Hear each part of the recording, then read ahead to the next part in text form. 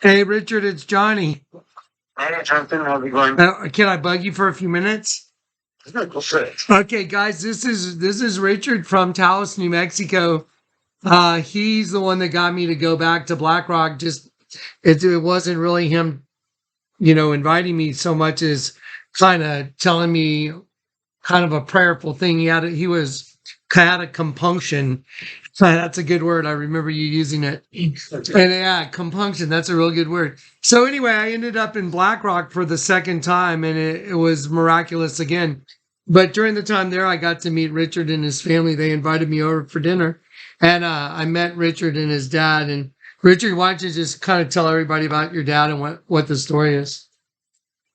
Okay, so a while back, a few years ago, he's been complaining about his head, pain, whatnot, and this year he finally went to the doctors, and they said that his brain, the left side of his brain was shrinking, and he had a tumor in the base of his skull. It Yeah. was growing. So, he would wake up in the mornings, brain foggy. He would wake up feel super tired and just, do a little bit of work. And nosebleeds. Nosebleeds. He would just sit down and go to sleep all of a sudden. He would feel like there was a bandana wrapped around his forehead, inside his head. Yeah. He would just be tired all the time. You could just see his countenance, or it wasn't doing anything. Yeah. And so when they closed off the John Gunn Bridge or Black Rock, I was needing to call Jonathan about the whole situation because that happened right after the rocks. After my visit there, yeah. Rock. And so I said, no, not yet. And then about 7 months passed or so, almost a year or a little bit over a year, and they opened it. When my wife, she called me and she said, yeah, do it today. It's in my spirit. I said, it's not good night, okay. So I'll just wait. And one day I was coming home from doing a little bit of work somewhere, and it said, I had that compunction to say, today is the day to call John and let him know that we opened a bridge.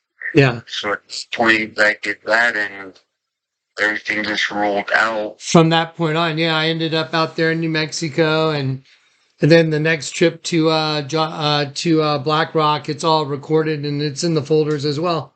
And I got to meet you and your family though, and so can I just tell everybody real quick about your dad and just meeting him? So yeah, so Richard and his family had me over. It was super nice. They made dinner for me, and I went over there. But right when I walked in the house, I got to go over and hang out with Richard's dad. Very nice guy, sweet. You could tell he was kind of struggling with some stuff. He didn't seem comfortable because of his affliction. I guess that's a good way to put it.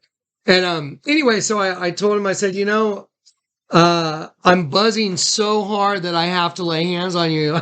That's because I remember I was buzzing so hard. I was like, when I buzz this hard, something's going to happen. So I'm going to lay hands on you. And I remember, I think I told your dad this. I said, so when I lay hands on you, I'm going to tell you like I told Lexi, the little blind girl.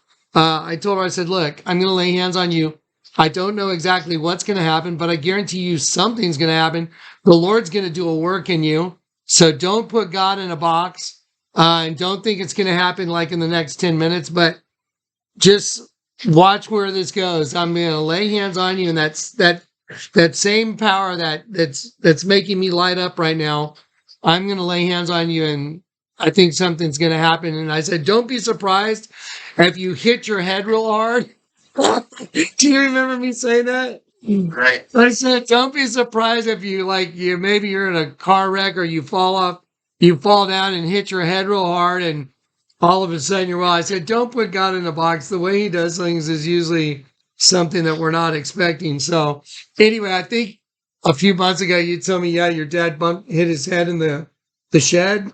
Well, he was cleaning out the shed, well, straightening out some stuff, right? And he's never done this before in his whole life. And he's been around construction since I can remember my whole life. Yeah. Probably even before that. Well, he was cleaning out the shed and he took a step and he stepped on a hole, came up and smacked him in the head. Like in the movies. Yeah, it looked like the son of a gun, but I feel good. I don't know what the word. Yeah, I know. I'm not going to attribute the whole thing to hitting himself in the head, but it's pretty funny that happened. But so now so I talked to you a little while ago, and you were saying that your dad's got kind of a praise report about his health. Yeah. Yes, and we are waiting for the results on the second MRI. He should be getting it here soon. Mm-hmm. So I'll give you an update. But he's feeling good. That, as per our conversation, your dad's like taking a very good turn for feeling way better. Oh yeah, he's mentally sharp. It's like he was before this incident or sickness that came upon him. Oh wow! So he's doing that well. Yes, he's doing good. But I just want to, for my mom's sake, everybody that knows that he's been talking to a lot of people about, laying on of hands that you performed on. Oh, really? So he's out telling people this is what happened. Good for him. Yeah. Yeah, I understand. A lot of people, I've laid hands on people, and their loved ones are like, well, I want to see the doctor's report, which is just fine too.